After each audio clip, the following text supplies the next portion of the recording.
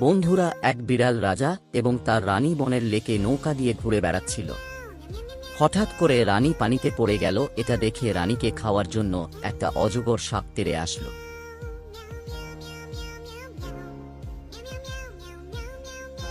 কিন্তু বিড়াল রাজা তার রানীকে বাঁচানোর জন্য বিশাল যুদ্ধ করল।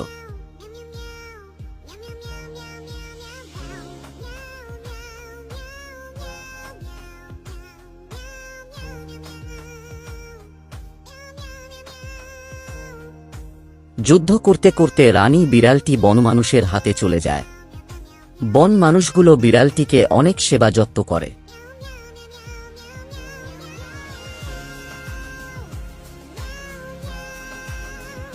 শেষে বিড়াল রাজা যুদ্ধ জয় করে ফিরে আসে নদীর পাড়ে, এবং রাজা এবং রানী বিড়াল দুজনে দুজনকে পেয়ে মহা খুশি।